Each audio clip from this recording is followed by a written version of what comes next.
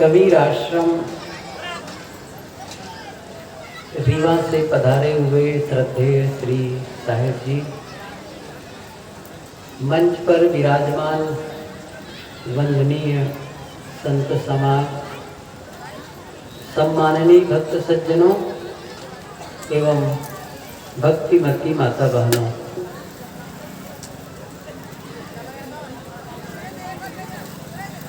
अभी काफी देर से आप लोग साध्वी ज्योति जी के सुंदर विचार सुन रहे थे और ऐसा लग रहा था कि ये विचार और आगे तक चले, क्योंकि आप लोग इतनी तल्लीनता से सुन रहे थे और जो भी कहा जा रहा था उसे आप लोग ग्रहण कर रहे थे, यहाँ से भी पता चल रहा था। ऐसे विचारों की आवश्यकता है जो हमारे जीवन में बदलाव लाए। ऐसे विचारों की आवश्यकता है जो हमारे जीवन को सुख शांतिमय बनाए। भटकाने वाले विचार, दुखी बनाने वाले विचार, अशांत बनाने वाले विचार हम देखते और सुनते हैं, चाहे वो टीवी के माध्यम से, मोबाइल के माध्यम से या अखबारों में पढ़कर या लोगों से सुनकर। ऐसे विचार हमारे जीवन को बिगाड़ते हैं। जीवन को बनाने वाले विचारों की आवश्यकता है और बहुत अच्छे विचार अभी सुन रहे थे। सत्संग में दो प्रकार की ही बातें होती हैं। एक है यह करो और दूसरा है यह न करो। क्या नहीं करना है? मैंने कहा गलत करने के लिए रोका जाता है, सही करने के लिए कहा जाता है। आप सब भी वही करते हैं। आप अपने बच्चों के लिए या किसी भी मित्र के लिए जब कोई बात कहते हैं तो यही तो कहते हैं कि यह करो यह न करो, क्योंकि जब हम कोई गलत करते हैं उससे भी जीवन बिगड़ता चला जाता है। गलत नहीं करते और सही भी नहीं करते। आप कहेंगे मैं गलत भी नहीं करूंगा और सही भी नहीं करूंगा, ऐसा नियम नहीं है जीवन का। जीवन का नियम है आप यदि सही नहीं करते हैं तो भी जीवन गलत होता चला जाता है। एक नियम है ये। इसलिए अभी जो सुन रहे थे वो बहुत सारी बातें थी, यह नहीं करना है। इससे हमारा व्यक्तिगत जीवन, पारिवारिक जीवन और सामाजिक जीवन अस्त व्यस्त हो जाता है। जब हम अंधविश्वास में भटक जाते हैं, दिखावे में भटक जाते हैं, नशा सेवन करने लगते हैं तो जीवन बर्बाद होते चलता है। अब थोड़ी सी बातें मैं आप लोगों के बीच रखना चाहता हूं कि जीवन में करना क्या है। ये महत्वपूर्ण है और आज तो भाइयों की संख्या से भी ज्यादा माताओं की संख्या है और ये कुछ बातें मैं कहना चाहता हूं जो सबके लिए उपयोगी हो। अभी पूर्व में जो वक्तागण बोल रहे थे सभी उपयोगी बातें थी और एक ही विषय पर कोई लंबे समय तक हो तो फिर वे एक ही बातों पर बातें दोहराई जाती हैं। इसलिए थोड़ा सा विषय बदलना है और ताकि आप लोग यहाँ बैठे हैं तो अलग अलग प्रकार के भोजन ग्रहण कर सकें। मैं बहुत थोड़ी सी बातें ये कहना चाहता हूँ कि जीवन में दो प्रकार की आवश्यकताएं हैं हम सबके। जीवन में दो प्रकार की जरूरतें हैं। एक वह जो दिखाई देती हैं और दूसरी वह जो दिखाई नहीं देती। दृश्य और अदृश्य, विजुअल एंड इनविजुअल।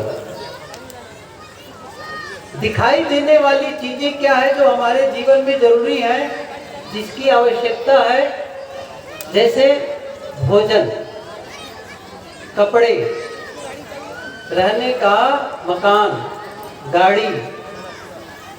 जो भी चीज आप घर में रखें, आप घर लौट करके जाएं और आप देखें घर में क्या क्या चीजें हैं जो दिखाई दे रही हैं, वो आप अपनी जरूरतों की पूर्ति के लिए ही लाए हैं, जीवन में उपयोग करने के लिए ही लाए हैं।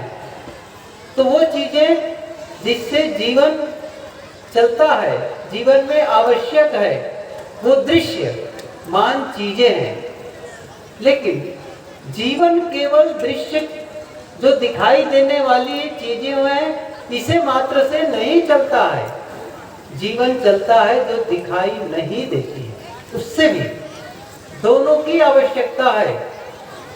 दिखाई भले न दे, लेकिन उसका भी उतना ही महत्व है जितना दिखाई दे। आप कहेंगे कि भोजन के बिना जीवन नहीं चलेगा, कपड़े के बिना जीवन नहीं चलेगा, घर मकान के बिना जीवन नहीं चलेगा। मैं भी मान रहा हूं और सभी इसको स्वीकार करेंगे। हमारे जीवन की जो बुनियादी आवश्यकताएं हैं, मूलभूत आवश्यकताएं हैं, इसमें ये बातें हैं। लेकिन कोई केवल भोजन मात्र कर ले, केवल कपड़े पहना करे और केवल मकान में रह ले, लेकिन क्या इसके बाद किसी चीज की जरूरत नहीं है जो दिखाई नहीं देती है? जो दिखाई नहीं देती है वे क्या है? वे हैं आपस का प्रेम, आपस का विश्वास, आपस का एक दूसरे के प्रति सम्मान का भाव। ये दिखाई नहीं देते। मन की शांति, करुणा, क्षमा, ये दिखाई नहीं देते हैं। लेकिन क्या इसकी आवश्यकता नहीं है? मैं एक बात पूछूं आपको कि आप भोजन के बिना भी कुछ समय रह लेते हैं। मैं इसको इस ढंग से बताना चाहूंगा, जो दिखाई नहीं देने वाली चीजें हैं, कई बार दिखाई देने वाली चीजों से भी बढ़ के महत्वपूर्ण हो जाती हैं। कैसे हो जाती हैं? आपको मैं पूछूं, सबसे जो महत्वपूर्ण है जीवन को चलाने के लिए वो क्या है? भोजन। भोजन आप कितनी बार करते हैं? आपसे मैं पूछूं कि भोजन आप दिन भर में कितनी बार करते हैं, तो क्या कहेंगे? 2 बार, 3 बार। अब माता बहनों की बात अलग है, 5 बार 6 बार खाती होंगी तो हो जाने। लेकिन सामान्य रूप से क्या है, 2 से 3 बार खाते हैं, है ना? सुबह नाश्ता पानी कर लिए, दोपहर भोजन कर लिए, रात में भोजन कर लिए, 3 बार प्राय भोजन करते हैं। अच्छा, कितना वक्त लगता है भोजन करने में? कितना वक्त लगता है? तीनों टाइम के भोजन के समय को जोड़े। मान लो हम जोड़ने की सुविधा को ले और 20-20 मिनट का समय दें, 20 मिनट सुबह, दोपहर, शाम, ऐसा, तो 1 घंटा लगता है भोजन करने में। मेरा कहने का मतलब है 24 घंटे में यदि आपको 1 घंटा भोजन करने को मिल गया तो आपको 23 घंटे भोजन की जरूरत नहीं है। प्रेम कितने घंटे चाहिए? विश्वास कितने घंटे चाहिए? क्या कोई कहेगा मुझे 1 घंटा प्रेम चाहिए, बाकी समय लड़ाई झगड़ा से काम चलेगा? एक दूसरे का विश्वास कितना समय तक चाहिए? आपको मैं फिर से याद दिलाना चाहता हूं, मैंने क्या कहा था? दिखाई नहीं देने वाली चीजें। प्रेम दिखाई नहीं देता है, विश्वास दिखाई नहीं देता है, एक दूसरे का सम्मान दिखाई नहीं देता है। मैं बताऊं, आप कई बार बिना भोजन के रह सकेंगे, लेकिन बिना प्रेम के नहीं रह सकेंगे, बिना विश्वास के नहीं रह पाएंगे, बिना सम्मान के आप नहीं रह पाएंगे। एक आदमी था, बाहर काम में गया था, काम से लौटा और काफी थका था, भूख भी लगी थी। जब घर लौटा तो अपनी जीवन साथी अपनी श्रीमती से वहीं से बोला दरवाजे से ही, मुझे बहुत भूख लगी है, मुझे भोजन दे देना, जल्दी भोजन दो, मुझे बहुत भूख लगी है, भोजन दो। और उसकी पत्नी ये आवाज सुनती है कि श्रीमान कह रहे हैं कि मुझे भोजन दो, भूख लगी है। और अंदर से उनकी पत्नी क्या कहती है, मैं तुमसे प्रेम करती हूं। क्या बोल रही है, मैं तुमसे प्रेम करती हूं। अब जो श्रीमान था उसने सोचा हो सकता है नहीं सुन पाई हो, किसी काम में लगी रही हो, तो उसने क्या किया, आवाज बढ़ा करके लाउडली थोड़ा तेज आवाज में क्या बोला, अरे मुझे भूख लगी है, भोजन दो। तो श्रीमती ने भी थोड़ी आवाज बढ़ा करके बोली, अरे मैं तुमसे प्रेम करती हूं। अब जब उस आदमी को पता चल गया कि यह सुनकर कि मुझे भोजन चाहिए, फिर भी वो कह रही है भोजन देने के बदले मैं तुमसे प्रेम करती हूं, कितने लोग संभाल पाएंगे अपने आप को? नहीं संभाल पाएंगे ना। वो आदमी भी बहुत नाराज हो गया और नाराज होकर क्या कहा, तुम अपने प्रेम में मारो गोली, मुझे भोजन दो। अब वहां से अंदर श्रीमती सुन करके किचन में गई, भोजन तो तैयार ही था, थाली कटोरी लेकर के भोजन परसती है और जहां वो भोजन करने के लिए बैठा था पति महोदय, वहां ले जा करके सामने पटक देती है, ले खाओ। स्वाद आएगा नहीं आएगा भोजन में? समझ रहे मैं क्या कहना चाहता हूँ? भोजन में स्वाद आएगा? नहीं आएगा। एक रिक्शे वाले से भी पूछो, एक रिक्शे वाले से, तो क्या कहता है, भैया इज्जत की 2 रोटी चाहिए, है ना? आपको रोटी चाहिए कि इज्जत चाहिए, सम्मान चाहिए, प्रेम चाहिए? नहीं। किसी के घर गए और उसने कहा, वो लोग भोजन के लिए घर में बैठ रहे हैं और कहते हैं आप भी खाना चाहते हैं क्या? कितने लोग भोजन करेंगे बताइए? समझ रहे हैं ना? सम्मान चाहिए, सम्मान दिखाई देता है, प्रेम दिखाई देता है, विश्वास दिखाई देता है। मैं यही कहना चाहता हूं, आप दिखाई देने वाली चीजों के लिए मेहनत कर लेते हैं, लेकिन जिससे आपस के रिश्ते मधुर बनते हैं, जिससे हम साथ साथ रह पाते हैं, क्या उन अदृश्य शक्तियों के संबंध में भी कुछ काम कर रहे हैं? गुरुदेव जी, हमारे सदगुरु श्री अभिलाष साहब जी कहा करते थे, गृहस्थी की शुरुआत होती है विवाह से। बारात जाने वाली है, शादी का माहौल बना ही है। मैं थोड़ी सी बातें कहूं, विवाह से जैसे शादी होती है और गृहस्थी की शुरुआत हो जाती है। गुरुदेव जी कहते थे कि विवाह किसे कहते हैं? विवाह विशिष्टम वहनम, विशेष ढंग से वहन करें। किसका? एक दूसरे का। पति पत्नी एक दूसरे को वहन करना मतलब ढोना, यहाँ का अर्थ है निभाना। पति पत्नी को निभाए और पत्नी पति को निभाए, एक दूसरे को निभाए, विशेष ढंग से एक दूसरे के साथ में रहे।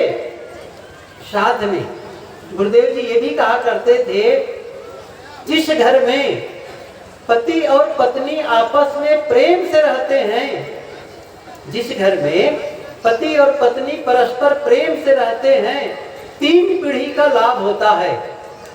और जब दोनों लड़ते हैं तो 3 पीढ़ी का नुकसान होता है। आप लोग थोड़ा सा ध्यान देंगे तो शायद ये बातें काम के लायक हो सकती हैं। देखिए, आपका बाहर जाकर के जब आप बाहर निकलते हैं तो बहुत कम लोग हैं जो आपका अपमान करते हैं, आपका नुकसान करते हैं। सारी समस्या आपके अपने घर में ही होती है, अपनों से। कभी कभी मैं लोगों से जब बैठे रहते हैं आपस में तो चर्चा के दौरान मैं पूछता हूँ, अच्छा बताओ आप लोगों से कितने लोग हैं जो बैठे उनको अमेरिका वालों से लड़ाई है? नहीं, किसी से नहीं है। अच्छा, भोपाल वालों से लड़ाई किनको है? अरे किसी को नहीं है। अच्छा, गांव वालों में बहुत कम। अच्छा, घर वालों से लड़ाई है कि नहीं है? सबके पास है कुछ ना कुछ। रिश्तेदारी में लड़ाई है, मैं ये कह रहा हूं अपनों के बीच जीना नहीं सीख पाए तो बाहर आप जीना कैसे सीखेंगे?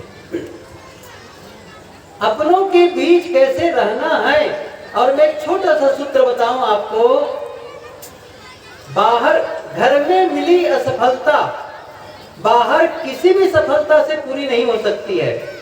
बाहर में जाते हैं आपका बड़ा सम्मान होता है, फूल मालाएं चढ़ाई जाती हैं, बड़ा आपका आदर करते हैं, लेकिन घर में आते हैं तब घर में जब आप प्रवेश करने लगते हैं तो घर के लोग भयभीत हो जाते हैं, डरने लगते हैं, आपके आते ही परेशान होने लग जाते हैं। तो क्या आप ऐसा लगता है कि आप सफल हैं? एक बहुत पुराना उदाहरण, एक हाई कोर्ट का जज, चीफ जस्टिस, एक बार अपने मित्र के साथ में घर लौटे और घर के बाहर जो बच्चे खेल रहे थे वे बच्चे घर के अंदर चले गए। जब वो घर के अंदर गए अपने मित्र के साथ तो महिलाएं बैठ करके बातचीत कर रही थी और जैसे वे लोग बैठक में पहुंचे वैसे ही घर की महिलाएं सब अंडरग्राउंड हो गई, सब अपने अपने कमरे में चली गई। 1 मिनट 2 मिनट 2-3 मिनट जब बीते, मित्र ने कहा क्या बात है, घर के लोग कोई बाहर नहीं आ रहा है, सबके सब अंदर हो गए, कोई निकलता ही नहीं है, क्या बात है? तब उस जज महोदय ने क्या कहा, मेरे सामने कोई आकर के बात नहीं कर सकता है, मेरे सामने कोई बैठ नहीं सकता है। उसने कहा ऐसा क्यों? कहा भाई इसका अपना रुतबा बना रहता है, इसका अपना मर्यादा है। अब वो जो मित्र था उसने थोड़ा सा ज्यादा कठोर शब्दों में क्या कहा, घर को शमशान घाट बना के रखे हो और मर्यादा और रुतबा का अहंकार करते हो। मित्र तो मित्र ही हैं। इतनी बातें सुन करके उसकी श्रीमती, जो जज महोदय थे, उसकी श्रीमती बाहर आई और क्या कहती हैं, भाई साहब आप अपने मित्र को समझा दीजिए, आपके मित्र कचहरी से लौट कर आते हैं और हम लोगों से ऐसी बातें करते हैं जैसे कोई हम सब अपराधी हैं, कैदी हैं।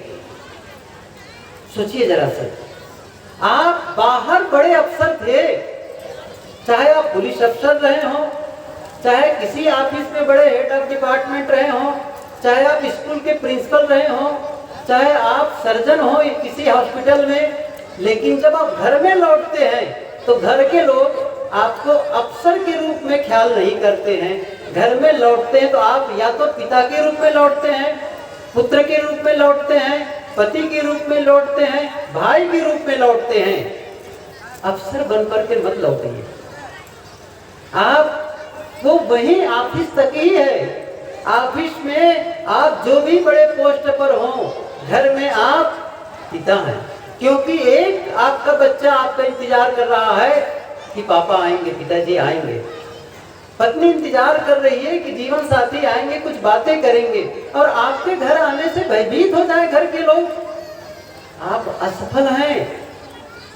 जिसके आने से घर के लोग खुश हो जाएं, आनंदित हो जाएं, जिसके आने से आपस में बच्चे लड़ते वे भी लड़ाई छोड़ करके आपसे लिपट जाएं, पत्नी किसी बात को लेकर के दुखी हो घर में, लेकिन आपके आते ही वो खुश हो जाए, समझ लो आप सचमुच सही है। आज अपने बच्चों से कई बार मैं ये भी कहता हूँ कि एक फोटो आप, जैसे कई सफल लोग हैं, भारत के ही सफल लोगों को मान करके चलिए, अलग अलग क्षेत्रों में जो सफल हैं उन सफल लोगों में से 10-15 लोगों को चुन लीजिए और उनके आप फोटो तय कर लीजिए, फोटो निकाल लीजिए बेटे वहां से गूगल से, और उस फोटो को निकाल करके आप एक टेबल पर रखिए और अपना भी एक फोटो रख लीजिए, एक फोटो रख लीजिए और अपने बच्चे को बुलाकर कहिए, देखो ये 10-15 फोटो दिख रहे हैं, मेरा भी एक फोटो है, आप इनमें से किसके समान बनना चाहते हो, किसके समान बनना चाहते हो? क्या आपको लगता है आपका बच्चा कहेगा कि मैं पिताजी आपके समान बनना चाहता हूँ, आपके समान होना चाहता हूँ? आप कौन से संस्कार दे रहे हैं? आप अपने जीवन को किस आदर्श में ले गए हैं? मैं कह रहा हूं इन माताओं को भी चाहिए। मैंने क्या कहा कि जो बच्चे जब आते हैं ना बीच में, उनको संस्कार देना बहुत जरूरी है। मैं ये जो बात आप लोगों के बीच कह रहा था कि जिस घर में पति और पत्नी आपस में प्रेम से रहते हैं 3 पीढ़ी का फायदा होता है, और जिस घर में पति और पत्नी आपस में लड़ते हैं 3 पीढ़ी का फायदा नुकसान होता है। लड़ते हैं तो 3 पीढ़ी का नुकसान कैसे? जिस घर में पति पत्नी लड़ते हैं तो घर में जो बुजुर्ग हैं, सास ससुर के रूप में, माता पिता के रूप में, उनका आदर नहीं होता, उनकी सेवा नहीं होती। और दूसरी पीढ़ी है स्वयं, दूसरी पीढ़ी है स्वयं। जहां आपस में पति पत्नी लड़ेंगे, समझ लो विकास थम जाएगा।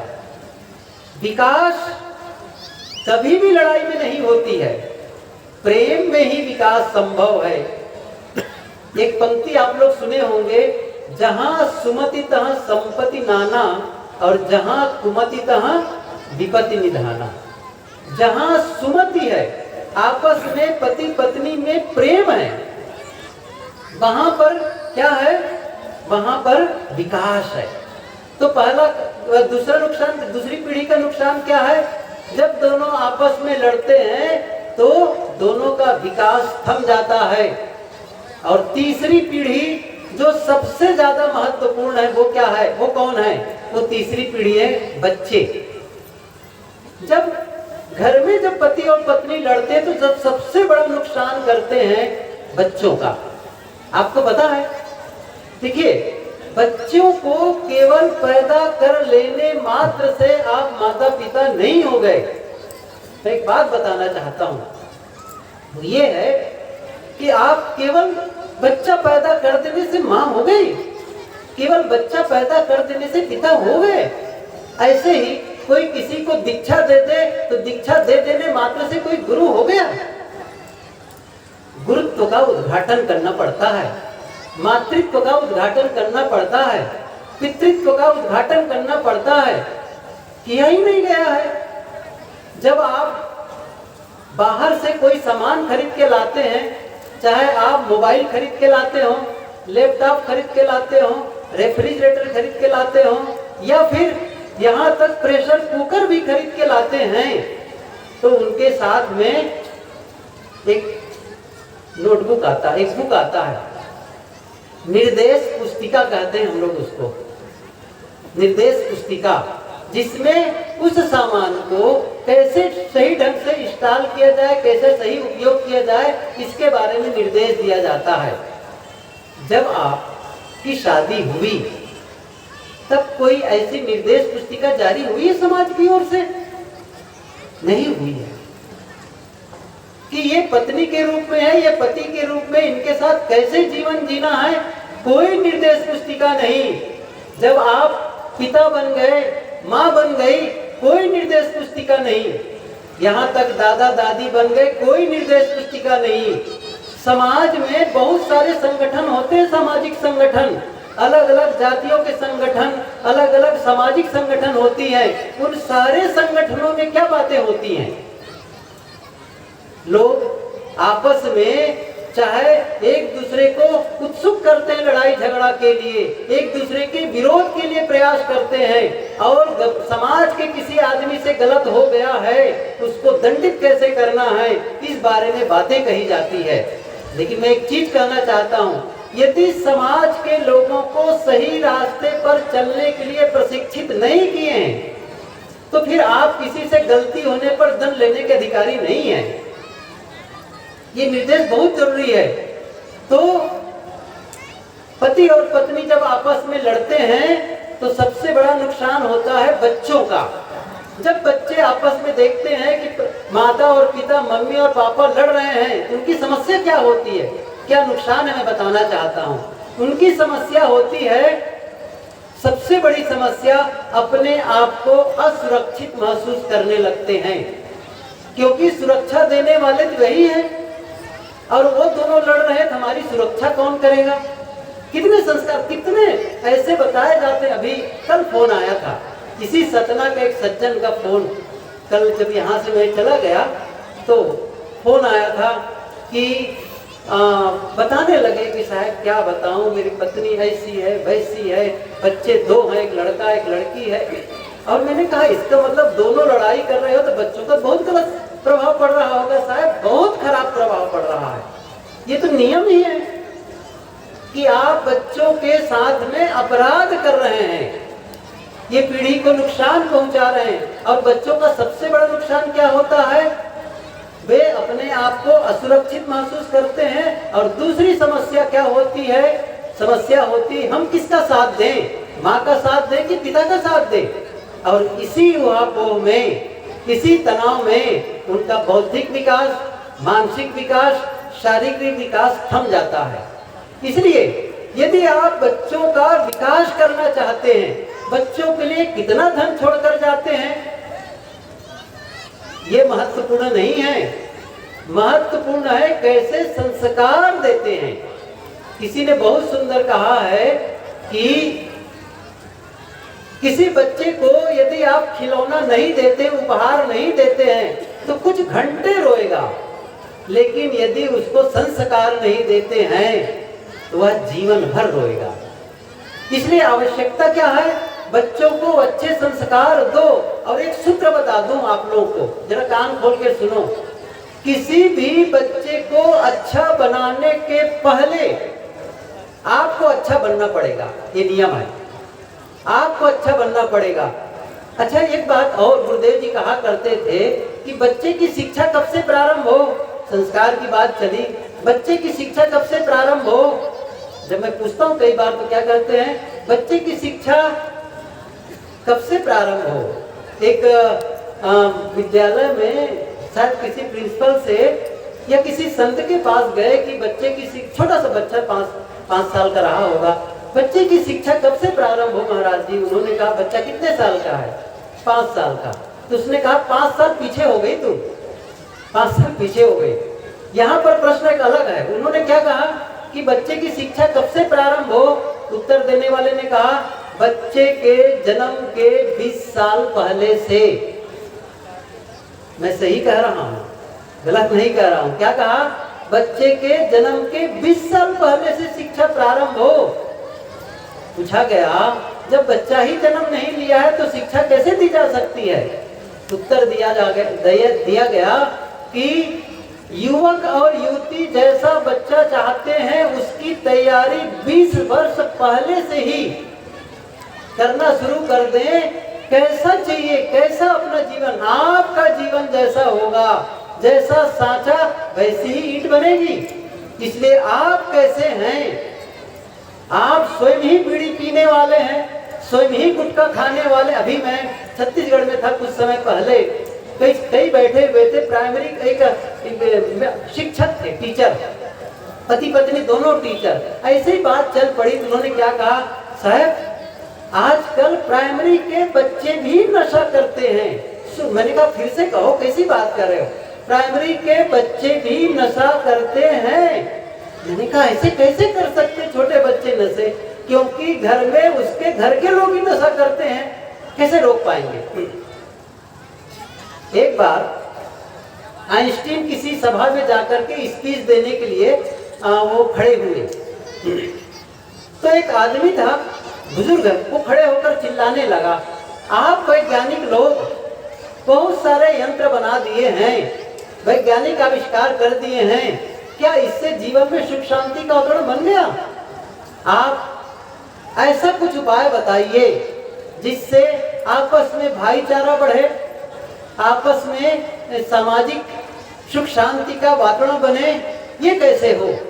उन्होंने क्या कहा, यदि आप चाहते हैं कि समाज परिवार में सुख शांति का वातावरण बने, एक सुंदर समाज की रचना हो, तो एक काम करना होगा। वो क्या है? अच्छे इंसान पैदा किए जाएं। अच्छे इंसान किसी प्रयोगशाला में नहीं बनते हैं, आप लोगों के बीच बनते हैं। इसलिए आवश्यकता है। तो कह रहा था कि आप लोग सुने होंगे मान लो कोई मानता है 20 साल पहले से नहीं, तो कम से कम गर्भ से, बच्चा जब गर्भ में आता है तभी से शिक्षा प्रारंभ हो जाना चाहिए। और कई बहनें, छोटी बेटियां आती हैं और इस प्रकार से बातें पूछती कि साहब मुझे बच्चा आने वाला है, मेरे लिए कुछ बताइए। मैं कहता हूँ कि माँ बच्चे के लिए क्या खाना पीना है। माँ जो भोजन करती है वो बच्चे का भोजन होता है। माँ जो पानी पीती है बच्चे का पानी पीना होता है। माँ जो सांस लेती है वो बच्चे का सांस लेना होता है। इसका अर्थ है माँ जो सोचती है वो बच्चे का सोचना होता है। माँ जो बोलती है वो बच्चे का बोलना होता है। माँ जो करती है वो बच्चे का करना होता है। वो संस्कार उसके भीतर आते हैं।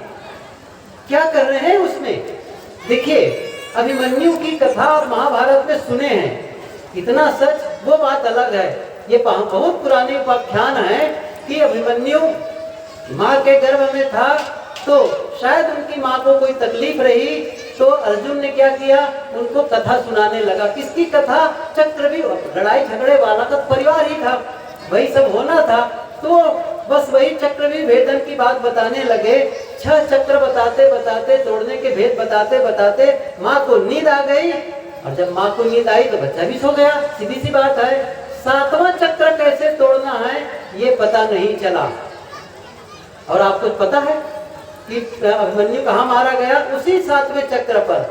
मैं कई बार सोचता हूँ, जब वो पैदा हो गया, बड़ा हो गया, तो पूछ लेना चाहिए पिताजी 7वां चक्र के बारे में बता दीजिए करके। पता नहीं अवसर मिला कि नहीं, उनको बताए भी नहीं, ना पूछा नहीं, मारा गया। बहरहाल, तो मैं ये कह रहा था कि गर्भ में जब बच्चे हों तो संस्कार शुरू। देखो, हमारे साथी बैठे बाजू में विवेक जी, वे बताते हैं कि एक बार कहीं बैठे थे, महिलाओं के सब घर के लोग बैठे थे, तो महिलाएं भी बैठी हुई थी और बच्चे भी, जैसे बच्चे हम उधमपान कर रहे हैं वैसे ही बच्चे उधमपान कर रहे थे। तो एक माता बहन ने क्या कहा, उसके बच्चा आया और थोड़ा हुड़दंग करने लग गया। तो उसने क्या कहा, ये शायद बच्चे बड़ा शैतान है मेरा, ये मैं बहुत परेशान होती हूँ इस बच्चे से, हर समय मार का ढुसुम ढुसुम किया करता है ये, मैं कैसे इसको समझाऊं बताइए। तो हमारे साथी ने क्या कहा, ये बताओ, ये जब बच्चा गर्भ में था तो क्या करती थी माता जी? उन्होंने कहा क्या करती थी? उसने कहा साहब क्या करती थी, अकेली, घर में सब लोग चले जाते थे, अकेली रहती थी, सिनेमा देखती थी, ज्यादा टीवी देखती थी। टीवी में क्या देखती थी? सिनेमा देखती थी। अच्छा, कौन सी सिनेमा देखती थी? कैसा? उस समय मुझे बहुत पसंद था वो सिनेमा, 16 फिल्म देखी मैं 16 बार। कितनी बार? अब 16 बार जो 16 फिल्म देखे, तो बच्चा जब गर्भ से बाहर आएगा तो क्या वो ओम नमः शिवाय का जप करेगा या कबीर की साखी दोहराएगा? वही तो लड़ाई झगड़े वाले काम ही करेगा ना। ये कोई ख्याल ही नहीं है, मैं सही बता रहा हूँ। क्या बता रहे हैं? बस बच्चे बजा। एक बात बताओ, किसी ने बहुत सुंदर कहा है कि एवरेस्ट की चोटी पर चढ़ना भी सरल है, लेकिन बच्चे को सही संस्कार देना कठिन है। जब बच्चे हों तो एक ही उद्देश्य आप लोगों का होना चाहिए, क्या? इसे सही इंसान के रूप में डेवलप करें, विकसित करें, ये सही इंसान बने। कितना धनी बनेगा ये सेकेंडरी है, लेकिन एक सही इंसान बन जाएगा ना तो धन तो आ ही जाएगा, विद्या आ ही जाएगी। लेकिन सही इंसानियत की शिक्षा नहीं मिलती उनको। तमाम संस्कार, तमाम देवी देवता भूत प्रेत, अभी सुन रहे थे ना, सारे संस्कार डाल देंगे, लड़ाई झगड़ा क्रोध छल कपट, सारे संस्कार डाल देंगे, लेकिन न धैर्य की, न विनम्रता की, न शालीनता की, किसी का कोई प्रशिक्षण नहीं है। व्यक्तिगत जीवन, मैं फिर से भी कह रहा था ना, केवल आप भोजन से जिंदा नहीं रह सकते हैं। You cannot live by bread alone। Isa Masih ने भी कहा है, केवल आप भोजन से जिंदा नहीं रह सकते रोटी खा करके। आपको आपस में प्रेम चाहिए, आपस में विश्वास चाहिए, एक दूसरे का सम्मान चाहिए, धैर्य और सहनशीलता चाहिए। कहाँ से करेंगे विकसित इसको?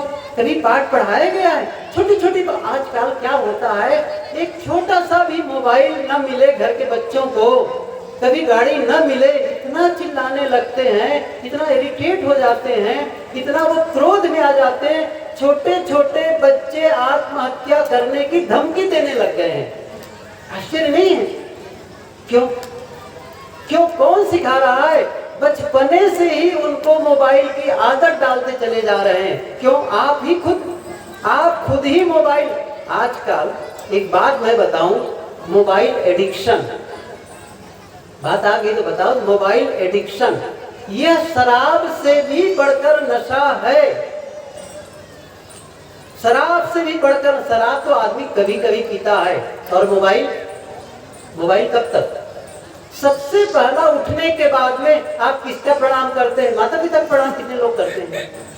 अपने गुरु महाराज का अभिवादन कितने लोग करते हैं? सबसे पहला आप किसको देखेंगे? समझ रहे हैं ना? सबसे बड़ी देवी और देवता के रूप में आज हमारे हाथ में है मोबाइल। पहले घरों में होता था, बहुत मुश्किल, हम लोग तो बच्चे थे तो पंचायत में एक वो ब्लैक एंड व्हाइट की टीवी देखते थे, तभी सुन लेते थे। बहुत बाद में घर घर टीवी, रामायण का सीरियल और महाभारत का सीरियल चला तो टीवी आ गई घर घर में। चलो वो भी ठीक है, कोई बात नहीं, लेकिन एक घर में एक टीवी। और आज बताओ मुझे, हर आदमी के हाथ में टीवी, सारे चैनल, और आपका बच्चा क्या देख रहा है किसी को पता है? एक बार मेरे साथी बोल रहे थे, जब वो राम मंदिर में वो राम की मूर्ति की प्रतिष्ठा होने वाली थी, उसी बीच में हमारे सूरत आश्रम में प्रवचन सत्संग कार्यक्रम था, तो मेरे एक साथी बोल रहे थे कि राम के मंदिर में केवल राम की प्रतिष्ठा कर देने से हमारा देश खुशहाल नहीं हो जाएगा। क्या राम और भरत में जो प्रेम था, वह प्रेम जब तक परिवार में नहीं लाओगे, जो त्याग भाव नहीं लाओगे, तो फिर खुशहाल नहीं बनेगा। इसलिए राम और भरत देखो, राज्य को त्याग दिए, छोड़ दिए। आपको भी ये करना पड़ेगा कि धन दौलत के लिए आपस में लड़ाई न करके त्याग भाव रखना पड़ेगा। ऐसा समझो कि मेरी बारी आई बोलने की, उसके बाद में मैंने कहा भैया ये धन संपत्ति छोड़ने की बात तो भूल जाइए, ये बाद में देख लेंगे। मैं एक बात कहूँ कि आपके घर में कोई जवान बेटा या बेटी हो और उनके हाथ में मोबाइल तो निश्चित ही आप दे ही दिए हैं, और आप एक दिन उनसे कहते हैं कि तुम मोबाइल देखते देखते न पढ़ाई तुम्हारा ठीक ठाक चल रहा है, ना कोई घर का काम करते हो, हर समय मोबाइल देखते रहते। एक काम करो, 6 महीने के लिए मोबाइल को छोड़ दो, मेरे पास जमा कर दो। 6 महीने के लिए मोबाइल को छोड़ दो। क्या होगा पता है? मैंने कहा कि आप लोगों को पहले बता देता हूँ क्या होगा। वो क्या कहेगा, आपको छोड़ सकता हूँ, मोबाइल नहीं छोड़ सकता। ये एडिक्शन है कि नहीं है? ये लत कौन सिखाया? बचपने से उनको मोबाइल देने लग गए हो, कितना नुकसान। और इसको लेकर के बच्चे के साथ में समय नहीं दे पाते हैं। मैं अभी कुछ दिन पहले ही कहानी सुन रहा था, एक शिक्षिका थी, स्कूल में गई, उसके श्रीमान भी शिक्षक, और वहां पर स्कूल में बच्चों को एक ऐसे लिखने के लिए, निबंध लिखने के लिए एक सब्जेक्ट देती है, माई विश। माई विश बच्चों को लिखना था, कुछ पॉइंट से लिखना था, और बच्चे सब लिख करके जमा कर दिए। वो उत्तर पुस्तिका लेकर के घर में आई, बैठ गई जांचने के लिए। सोफा में एक तरफ बैठ करके उत्तर पुस्तिका जांच रही थी, दूसरे पट पर उसके पति महोदय बैठकर मोबाइल देख रहे थे। घर के अंदर में उनके सास ससुर, उनकी ननद की सब मोबाइल देख रहे थे। वो पेपर जांचते जांचते रोने लगे, आंखों से आंसू आने लगे। तो उसके जो पति था, जो भी मास्टर था, उसने कहा रो क्यों रही हो तुम? कहा कि मैं क्या कर रही हूँ, पेपर जांच रही हूँ। अच्छा, पेपर में हुआ कि जिसको रोने जैसा है? खैर रोने जैसा लिखा ही है, क्या हुआ? उन्होंने कहा कि ये पेपर, अच्छा क्या था? मैंने कहा मैं स्कूल गई तो मैंने बच्चों को लिखने के लिए कुछ कहा, माई विश इस सब्जेक्ट पर लिखो। तो जो बच्चे ने एक लिखा है वो पढ़ करके मैं रो रही हूँ। क्या लिखा है? उसने कहा मैं माई विश में क्या लिखा है कि यदि कोई जादू जानता हो, उसने कहा कि कोई माई विश में क्या कहा कि मेरा एक विश है, मेरी चाहना है कि इस दुनिया से मोबाइल गायब हो जाए। क्या कहा? इस दुनिया से मोबाइल गायब हो जाए। क्यों? क्योंकि जब मैं स्कूल जाता हूँ तो मम्मी के पास जाता हूँ कुछ बात करने के लिए तो मम्मी मुझे समय नहीं देती, मोबाइल देखती रहती। पापा के पास जाता हूँ, पापा जी मोबाइल देखते रहते हैं, वे मेरे साथ खेलते नहीं है। दादा और दादी के पास जाता हूँ तो दादा दादी भी मोबाइल देखते रहते हैं, वे भी मेरे से साथ प्रेम नहीं करते, खेलते नहीं। अच्छा, बुआ जी के पास जाता हूँ, वे भी मेरे साथ नहीं बैठ बात करते हैं, मैं बहुत परेशान हूँ इस मोबाइल से। यदि मेरा हे भगवान आप कहीं जादू जानते हो, मुझे जादू सिखा दो, और जादू में क्या, ये मोबाइल गायब हो जाए। यदि आप जादू, एक और मेरा विष क्या है, यदि मोबाइल गायब नहीं कर सकते, मेरा विष है मुझे मोबाइल बना दो। क्या कहा, मुझे मोबाइल बना दो ताकि मैं हर समय मम्मी के हाथ में रहूंगी, पापा के हाथ में रहूंगा, और मैं बुआ के हाथ में रहूंगा, दादा दादी के हाथ में रहूंगा, क्योंकि सभी जिससे प्रेम करते हैं। मुझे मोबाइल बना दो ताकि मुझे सब प्रेम करने लगे। क्या संदेश है इसका, समझ रहे हैं ना? आपको क्या लगता है कि हम सही रास्ते पर हैं? फिर से पुनर्विचार करने की जरूरत है। इसलिए ये हमारा जीवन बहुत सुंदर, जो पारिवारिक जीवन है, इसे सुखमय बनाओ, इसे आनंदमय बनाओ, क्योंकि यही एक बच्चा है जो आगे चलकर घर का मालिक होने वाला है। बैंक डिपॉजिट, समझ रहे हैं ना, सेविंग अकाउंट, बच्चे का मतलब सेविंग अकाउंट। जो आप जमा करते हैं वही आप विड्रॉल करते हैं। क्या जमा कर रहे हैं अभी बच्चों के अंदर में? क्या क्रोध जमा कर रहे हैं, नफरत जमा कर रहे हैं, घृणा जमा कर रहे हैं, वैमनस्य जमा कर रहे हैं? आगे चल के वो लौट आएगा। यदि बच्चे के अंदर धैर्य जमा कर रहे हो, सहनशीलता जमा कर रहे हो, विनम्रता जमा कर रहे हो, सही शब्द, आपके मुंह से कटु शब्द निकल रहे हैं, आपके मुंह से अश्लील निकल रहे हो, तो बच्चे अश्लील सीखेंगे, अश्लील सीखेंगे। एक बहुत छत्तीसगढ़ की एक कहानी बताऊं मैं। एक बच्चा छोटा था और घर के लोग ही कुछ ऐसे होते हैं जिनके मुंह से गलत शब्द निकलते रहते हैं। अबे साले, ये सब निकलता, इधर पता नहीं क्या है। तो साले साले कहा करते थे, और छोटा बच्चा था वो भी सीख गया था यही कहना, तो उसके भी मुंह से ये साले ऐसा हुआ, वो साले। गुरुदेव जी की बात याद आती है, जब हम लोग गुरुदेव जी के साथ भ्रमण किया करते थे तो जो ड्राइवर होता था, कभी बिल्ली रास्ता काट दे, कभी कुछ कर दे, कभी कुत्ता सामने आ जाए, देख इस साले कहीं का। गुरुदेव जी कहते थे, बेटा एक साला बनाए और फंस गए, कितने साले बनाओगे?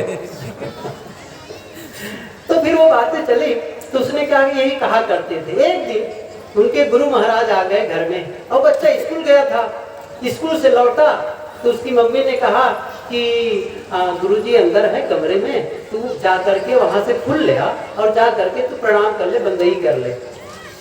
वो गया फूल लेकर के, और ऐसा संजोग जब कमरे के अंदर गया तो गुरुजी गायब, पता नहीं वो बाथरूम में थे कि कहाँ थे। अब फूल लेकर गया तो गुरुजी गायब, अब वहां से लौट करके आया, ये साले गुरुजी पता नहीं कहाँ चले गए हैं। बंदगी करने गए तो थे नहीं। अच्छा, कहाँ से सीखे वो? गर्भ से सीखे थे, जन्म से सीखे थे।